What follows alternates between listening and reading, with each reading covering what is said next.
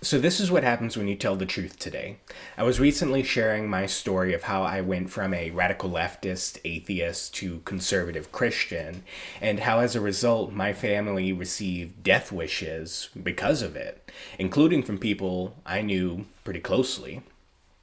And you'll see the comment that I put up here in either one of these corners, but I want to read one line for you specifically. It says, "It might just be because those people feel rightfully threatened by the agenda of supposedly Christian conservatives." Now that's interesting. Rightfully feel threatened. Think about that phrase. Think about its implications. So, threatening my wife and children with physical harm is somehow justified because someone feels threatened by political beliefs. Now, I want you to stay with me until the end because I'm not just here to complain. I'm here to give you a blueprint for pushing back against these kinds of comments, against this kind of rhetoric. In a few minutes, I'll reveal 5 powerful steps that you can use to disarm the left's emotional manipulation and put you back in control of the conversation. And once you understand this, you'll never walk into a debate unprepared again. But first, really quickly, why has debate become impossible in the first place? Well, that's because every single issue, no matter how small or insignificant we might think it is being treated as an existential threat by the left. What you need to realize is the left does not argue issues anymore. They moralize them. You want to talk about climate change? Well, the BBC tells you that climate change is inherently racist. You disagree with the leftist narrative? Oh, well, you're a racist. How dare you? You want to talk about healthcare and healthcare policy? Well, the American Sociological Association says it's all structural sexism. That's the root of all the issues. You don't think we should have Medicare for all? You don't think we should have single payer? You're a sexist. I'm sorry to tell you. You want to talk about taxes? Well, the Tax Policy Center warns us that it worsens racial disparities. You want to lower taxes? You want to give less of your money to the government? How dare you? You want to talk about welfare reform? Well, the Journal of the American Medical Association claims it's about racial disparities in food insecurity.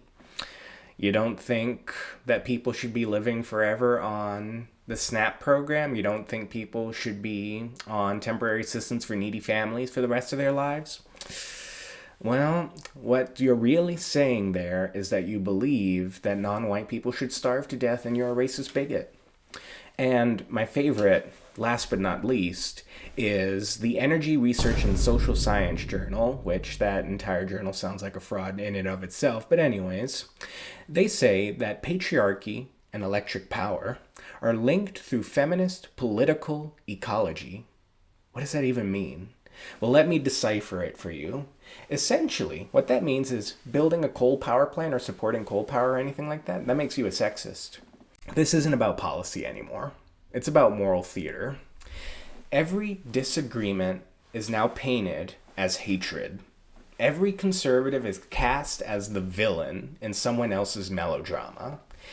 So the question becomes, how do you have a rational debate with someone who believes your opinion itself is an act of violence? Because that's what these people believe. So what do? How do you talk to someone who's replaced logic with labels? Well, I'm going to give you 5 steps, 5 strategies that you can use to disarm the left. And the first one is simple, but as conservatives, we do not do it enough. First strategy is to call it out. The first step is to name the tactic. Say it directly in the middle of the argument. Don't try to start defending yourself. Immediately tell them, you're turning this argument, you're turning this policy disagreement into a moral indictment. That's not debate. That's a manipulation. What you're doing is emotionally manipulating everyone who's listening to this right now. The second step is to refuse the bait, because that's what these people do. They try to bait you in. They want you to defend your morality, but don't defend your morality. That's a trap. You're not going to win that under any circumstances. Instead, what you need to do is get them to defend their argument. Demand they defend their argument. If you're talking about energy policy and you support coal, oil, natural gas, and they say, well, that's sexist of you, you need to call that out immediately, refuse debate, and demand that they defend that ridiculous statement they just made. How do you jump from burning coal or natural gas? How do you jump from that to sexism and patriarchy? Tell us all, explain the mental arithmetic and gymnastics that you're performing to get there. Demand that they defend their argument. Refuse the bait to defend yourself, because that's the losing battle. Step 3 is to reframe with facts.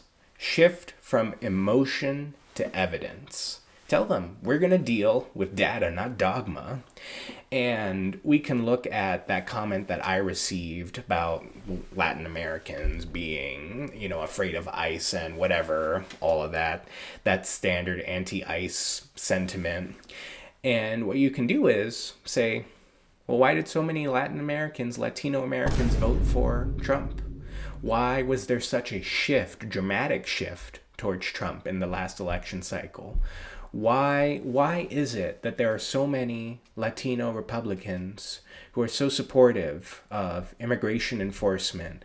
Those millions of Americans who came here legally, went through the proper processes, worked hard, built their American dream. Why is it that those people aren't afraid? Turn it right back on them. This whole idea that all of the Latino American community is somehow shaking afraid is absolutely false. Absolutely false. They're not dealing with data. They're not dealing with statistics. Step 4, or strategy number 4, is to expose the hypocrisy for what it is. If they're going to claim compassion, if they're going to claim equity and all these things, well, ask them. Why do their policies destroy families? Why do their policies reward dependency? Why do their policies punish success? Ask them that. If they call you a racist, ask them, well, why do you believe, as many of your Democrats do, that the LSAT, which is the entrance exam for law school, or the MCAT, which is entrance exam for medical school, why do you believe those tests should be banned? Oh, because you don't think that people of color, which is their way of saying anyone who's not white, you don't think that people of color can pass those tests? That they're discriminatory? That those people are incapable of passing those tests? That's pretty racist of you to say. Call out that hypocrisy. Call out that hypocrisy, because people rarely do. And they're unprepared for that. They are unprepared to answer those kinds of accusations that are based in truth, that call out the woke-pocracy that exists, their woke hypocrisy. The last strategy is to simply stay composed. Remember, outrage feeds the beast. Calm exposes the fraud. When one of these leftists starts labeling you, starts saying you're sexist, you're homophobic, or all these other things, or they start attacking your physical attributes, which I've seen so many times, whether it's you're ugly, you're short, you look like this, you look like that. Take solace in the fact that you won. You've won at that point. When someone resorts to ad hominem attacks, you've won. They have nothing substantive to give. They never did in the first place. They're just sharing that to everyone now, that they have nothing worth sharing. They have nothing to defend their argument. They have nothing to substantiate what they're saying. And by resorting to attacking you, you've won. Don't resort to the same dirty tactics. Do not resort to ad hominem. That's how you lose control. Keep control of your emotions. Keep your emotions in check. Be that steady voice of rationality. Be that steady voice of reason. Because I'll tell you, the left is not that voice of reason. It is not that voice of rationality. You have the opportunity to do that, but you need to stay composed. And so that's it. Those are your 5 strategies. Again, call it out, refuse the bait, reframe with facts, expose the hypocrisy, and stay composed. At the end of the day, the left doesn't want debate. They want dominance.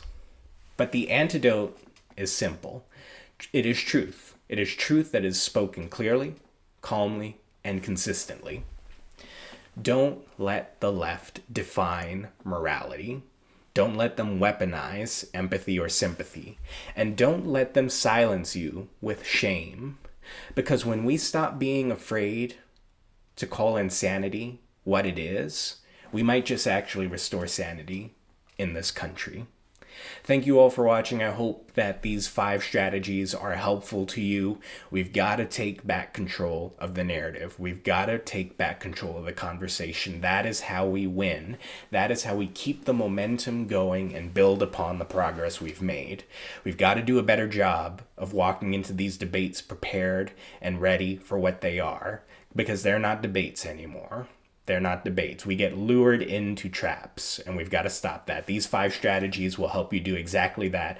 Take back control and ensure that we restore sanity in this country. So subscribe, share, like the video, comment, and let's keep the fight for truth alive and well.